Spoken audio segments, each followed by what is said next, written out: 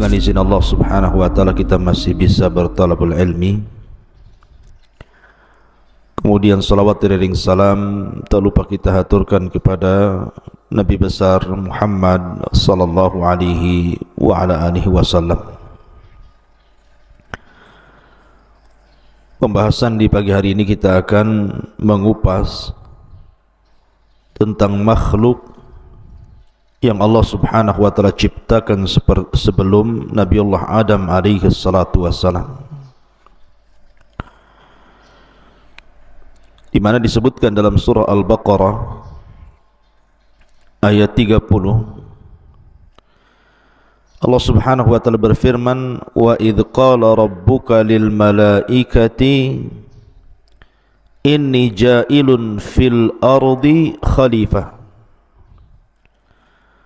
qalu ataj'alu fiha man yufsidu fiha wa yasfiku ad-dima'a wa nahnu nusabbihu bihamdika wa nuqaddisu lak qala inni a'lamu ma la ta'lamu.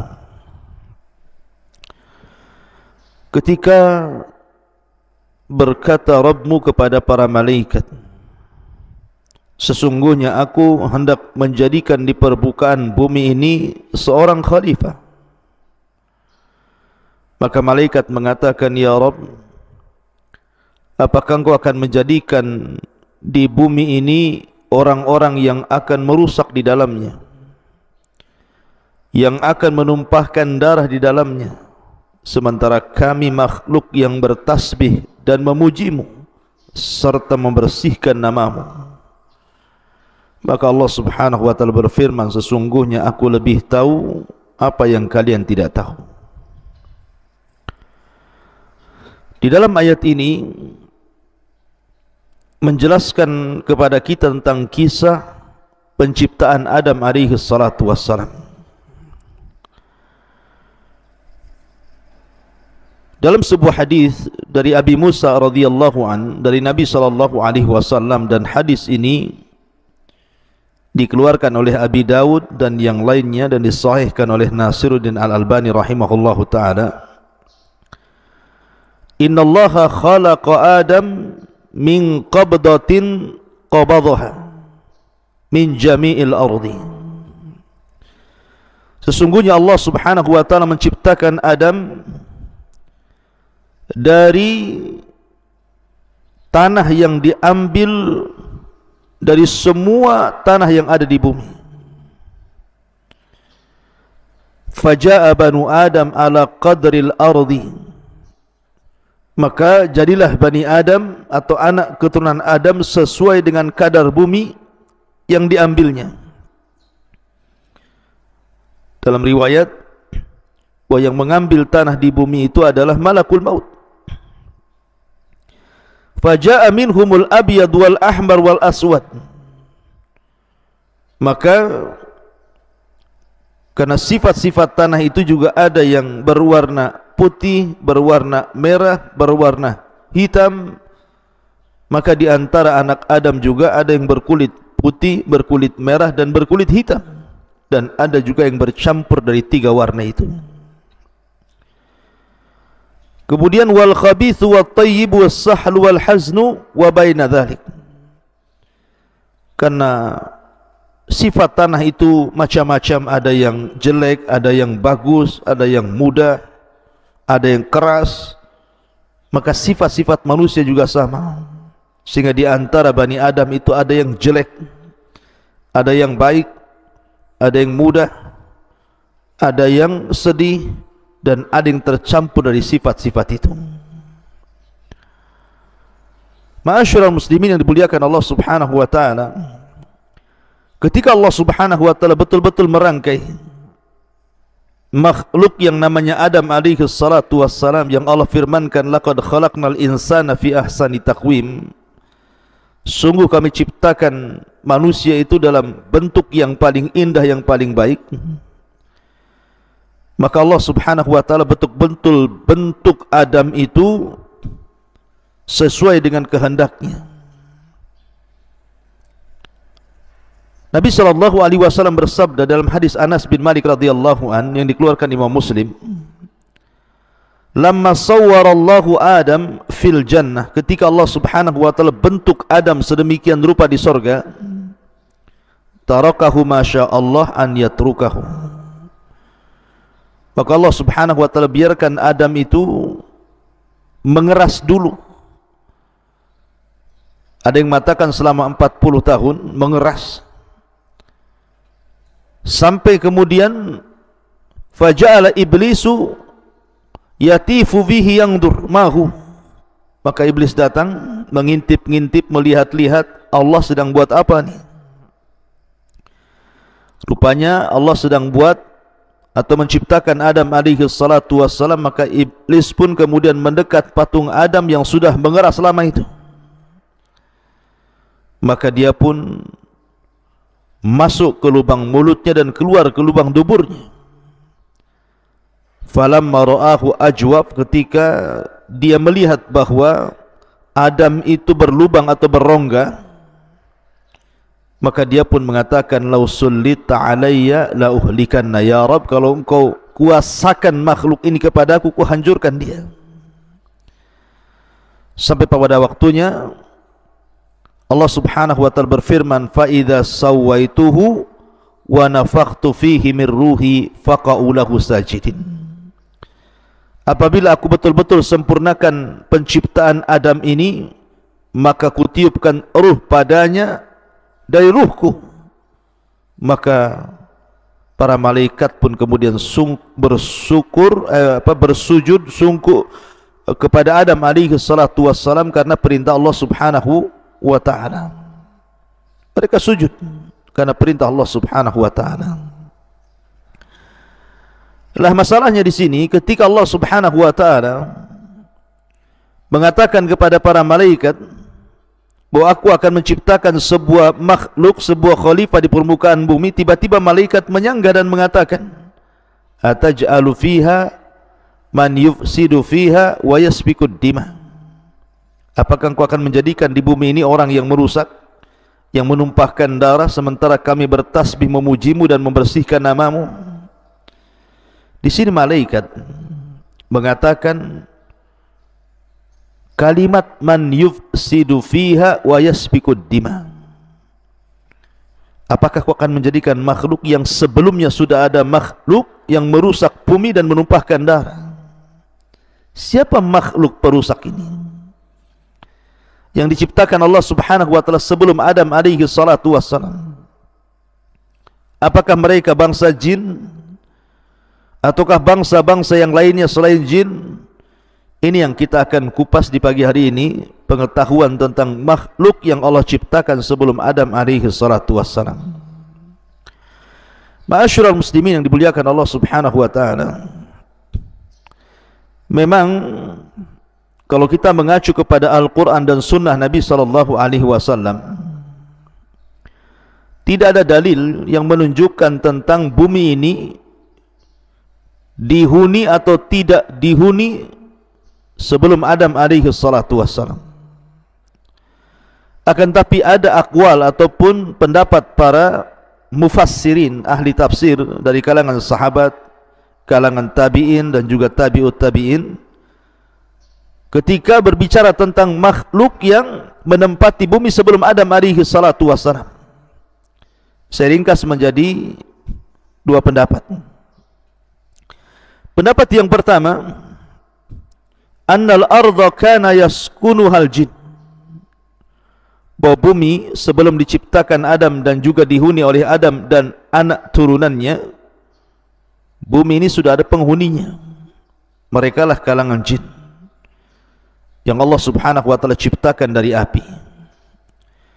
Dan ini kebanyakan pendapat ahli tafsir, sebagaimana dikeluarkan atau diriwayatkan oleh Al-Imam At-Tabari dalam tafsirnya, jilid yang pertama halaman 232, dari Abdullah bin Abbas radhiyallahu anhuma, awal man sakana al-ardha al-jin fa afsadu fiha wa safaku fiha ad-dima wa qatala ba'duhum ba'dha.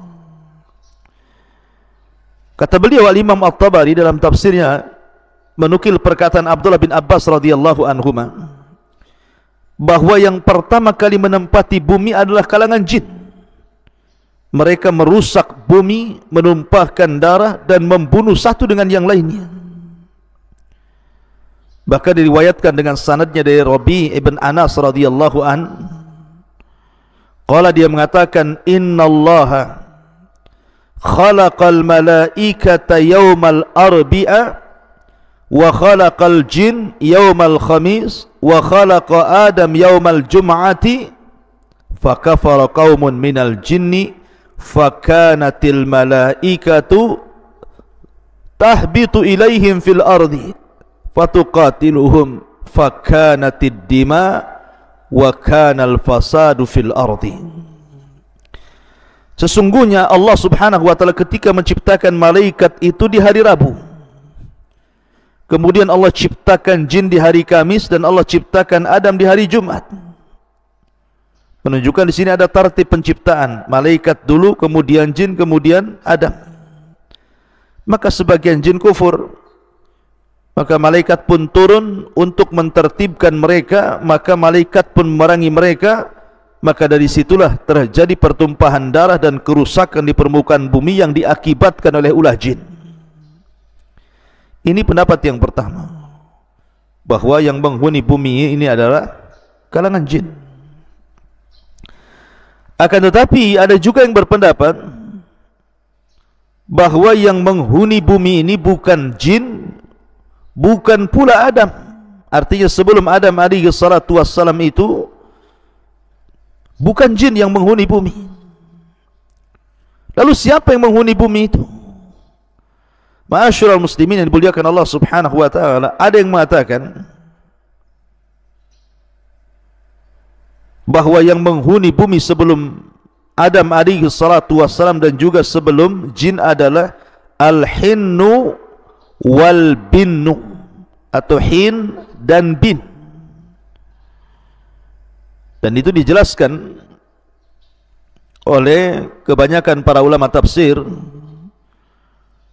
bahwa diciptakan hin wal bin ini sebelum jin dan jauh sebelum Adam alaihi salatu wassalam. Tetapi kemudian Allah subhanahu wa ta'ala ciptakan setelah hin dan bin ini jin, yang kemudian jin ini datang dan memerangi hin dan bin. Maka jin-jin ini kemudian menumpahkan darah, membunuh hin dan jin. Akhirnya kemudian setelah hin dan bin pun diusir dari bumi, maka jinlah yang menempati tempatnya di bumi. Itu ada yang mengatakan seperti itu, seperti yang disebutkan Al-Imam Ibnu Katsir dalam Bidayah dan Nihayah jilid yang pertama halaman 55. Tetapi ingat, kata para ulama, la tustanadu ila ay sanadin sahih. Riwayat ini tidak bersanad kepada sanad manapun yang sahih. Artinya ini hanya sebagai pengetahuan, jangan dijadikan sebagai sandaran, karena tidak ada sanadnya. Lalu apa faedahnya? Enggak ada sanad yang jelas tentang masalah ini. Ma'asyiral muslimin yang dimuliakan Allah subhanahu wa ta'ala, juga Imam At-Tabari dalam tafsirnya jilid yang pertama halaman 232 dari Abdurrahman ibn Zaid, dia mengatakan, qala Allah ta'ala, berkata Allah subhanahu wa ta'ala kepada para malaikatnya, inni uridu an akhluqa fil ardi khalqan, sesungguhnya aku hendak menciptakan di bumi ini satu makhluk, wa aj'alu fiha khalifatan, dan aku ingin jadikan dia khalifah, wa laysa lillahi yawma idzin khalqun illal malaikah, dan ketika itu tidak ada makhluk selain para malaikat, wal ardu laysa fiha khalqun, dan bumi ketika itu tidak ada makhluk sama sekali. Lah kata para ulama, yang pertama kali diciptakan adalah al-hin wal bin. Sekali lagi, hin wal bin ini tidak ada riwayat yang jelas, tapi sebagai pengetahuan saya jelaskan saja. Jadi kalau seandainya Anda membaca dalam tafsir atau mendapatkan keterangan bahwa ini pendapat yang kuat al-hin wal bin, kita katakan tidak ada sanad yang bisa dijadikan sandaran bahwa dialah yang diciptakan pertama kali sebelum jin, apalagi sebelum Adam alaihi salatu wassalam. Karena ada kemudian sebagian orang hendak menguak tentang seperti apa sebenarnya al-hin wal bin ini, seperti apa bentuknya. Maka Syihabuddin dalam kitabnya dijelaskan tentang beberapa kalangan pendapat khurafat, ya kita katakan khurafat lah ya, karena tidak ada sanad yang jelas gitu ya, bahwa hin dan bin itu ada beberapa jenis gitu ya. Yang pertama zawatu ajnihatin, bentuknya memiliki sayap. Malahu abdanun kal aswad wa ru'us qattairi, sebagian badannya ada yang seperti ular dan kepalanya seperti burung. Malahu wajhan wahidun min qubulihi wal akhar min khalfihi, wajhani wahidun min kibalihi wal akhar min khalfihi wa arjulun kathiratun. Ada juga yang memiliki dua wajah, wajah depan dan wajah belakang, dan kakinya banyak. Ada juga ma yushbihu nisful insan, ada yang menyerupai separuh manusia, memiliki tangan, kaki, tetapi suaranya aneh. Ketika bersuara, suaranya aneh. Kemudian juga ada juga yang wajahnya seperti kal adami, seperti manusia, tetapi dhahruhu kasul hafat, artinya seperti kura-kura. Wa fi ra'sihi qarnun, dan di kepalanya ada tanduknya. Ada juga yang mengatakan malahu syi'ru abyad wa dhambun kal baqar, memiliki rambut putih dan ekor seperti sapi. Malahu anyab, ada juga yang memiliki anyab, taring, barizah yang nampak gitu ya. Wa adhanun tiwal, dan kupingnya panjang seperti gajah. Wallahu alam, ini tidak ada dalilnya sama sekali bahwa hin wal bin itu bentuknya seperti ini, yang kemudian diperangi oleh bangsa jin. Kemudian bangsa jin menempati bumi setelah berhasil mengusir hin dan bin ini. Alasan pendapat ini karena begini, di sini Allah Subhanahu wa taala mengatakan wa yasfikud dima, dan makhluk ini menumpahkan darah, sementara jin itu tidak ada darahnya. Jin itu tidak ada darahnya seperti manusia begini, sehingga ada makhluk lain selain jin. Nah, kemudian diisyaratkan kepada al-hin wal bin, boleh jadi makhluk yang berdarah, dan ketika dijelaskan bahwa mereka menumpahkan darah itu artinya hin dan jin karena jenisnya sama dengan manusia, dan itu makhluk sebelum jin yang dijelaskan para ulama. Ada yang mengatakan seperti itu, tapi sekali lagi bahwa tidak ada sanad yang sahih yang menceritakan tentang makhluk sebelum Adam dan sebelum jin adalah al-hin dan al-bin. Maka kita melihat zahir daripada ayat ini, kebanyakan para ulama mentafsirkan bahwa makhluk sebelum Adam alaihi salatu wassalam adalah jin. Itulah pendapat kebanyakan para ulama yang ada dalam tafsir-tafsir yang ma'ruf seperti tafsir At-Tabari, Ibn Katsir, dan begitu seterusnya. Dan saya kira ini yang lebih akrab kepada dalil, wallahu a'lam. Subhanaka bihamdika asyhadu an la ilaha illa anta astaghfiruka wa atubu ilaik. Allahu ta'ala alam. Assalamualaikum warahmatullahi wabarakatuh.